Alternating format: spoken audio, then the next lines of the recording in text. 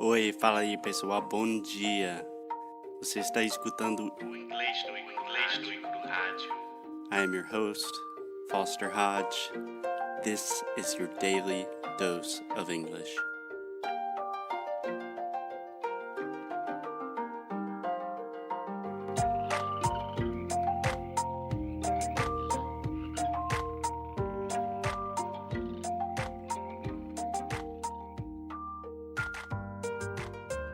Hey, Alexia, what's up? Hey Foster, it's an awful day today, raining.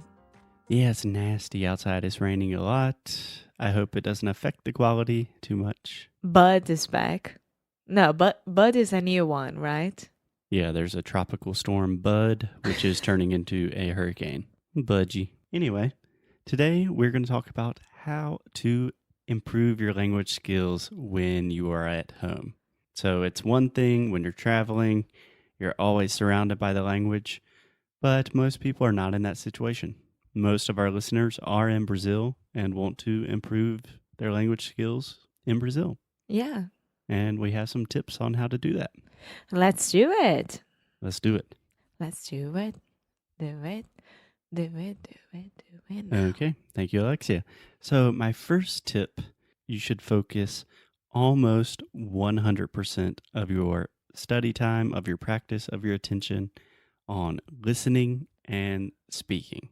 When you travel to another country, those are going to be the most important things. Like maybe if you're a professor or an academic or a doctor, you need to read and write really well. But most of your interactions when you're traveling in a different country will be conversations with people. Yeah. So you need to speak, you need to listen. Yes. Right? Okay.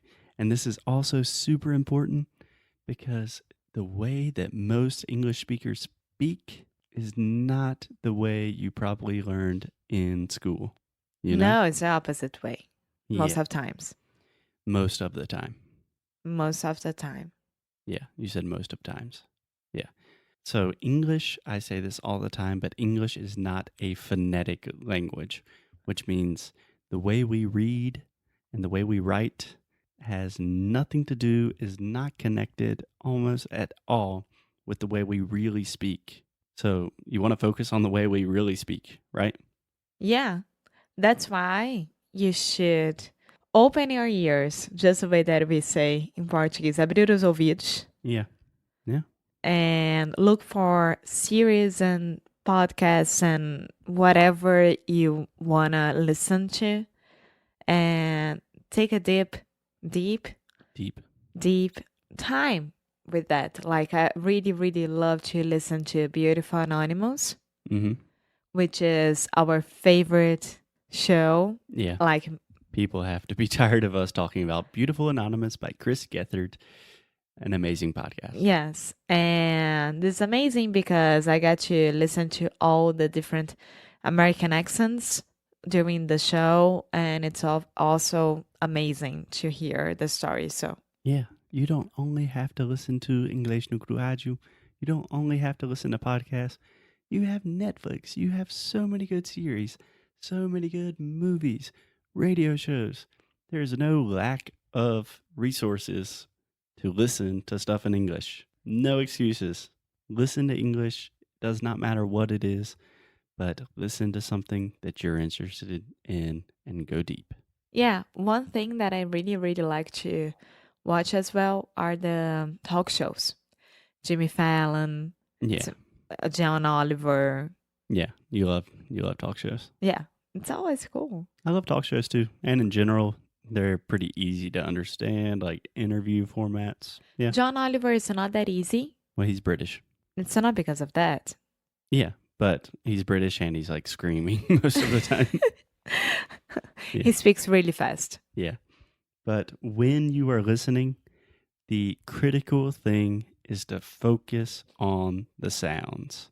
For example, let's say you are watching a series on Netflix and there is a part of the series that you do not understand.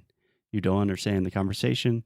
Maybe it's too fast and you just missed it. Maybe they're using words that you don't know. It doesn't matter.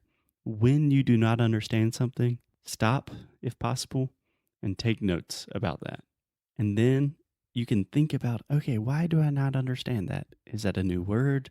Was Am it I the way just, that the person said it? yeah, did they say it in a weird way? Did they like eat some sounds or something like that? And if it's something really complicated and you don't understand it, then that's when you ask a native speaker, right? True. But Alexia, what if I don't have any native speakers to talk to? Well, you can find native speakers online. Exactly. So, obviously, if you are super dedicated, you can do sound school and do personal coaching with me. I'm here for you guys. But if you want something a little more casual, less intense, you can always go to italki.com.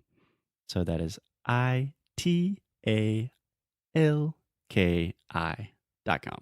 So we've talked about italki a lot, but italki is just a platform for teachers and students to connect, right? Yeah.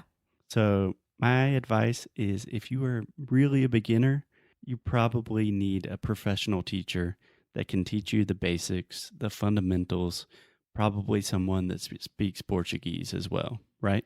Right.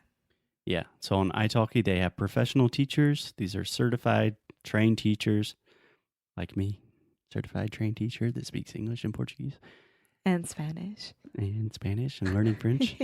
And then they have community tutors. Which is my case. Yeah. So community tutors are native speakers of the language. Normally, it's much cheaper to have classes with them. So if you're intermediate or you can already maintain a conversation, just find someone that seems like a nice person on italki. You can pay, it's not that expensive for classes. I think it's cheaper than normal classes, like private classes in Brazil. Just find a native speaker, talk to them, ask them your questions. Yeah. It won't be as good as sound school, but okay. Yeah, but what I'm saying is if you travel to a country and you think, oh, I've studied so much, and then when I arrived, people don't talk the way that I was thinking they were going to talk, you know, you have the opportunity right now to get online and talk to people. So take advantage of that opportunity. And I think that there is another platform called Tandem. Tandem. Yeah, we say tandem. Yeah. There are tons of places. There's a platform called Cambly. There's a platform called Verbling. It doesn't matter. I prefer italki just because it has the most teachers and it's where I started teaching. So I'm a little biased. But the real moral of the story here is you have no excuses not to listen to English all the time and not to constantly speak with native speakers. Even if you're in Brazil, even if you don't have that much money, if you're serious about learning English, You always can find a way. you can find a way. No excuses. Verdade nua e crua. Foster, out. Bye, guys. See you tomorrow.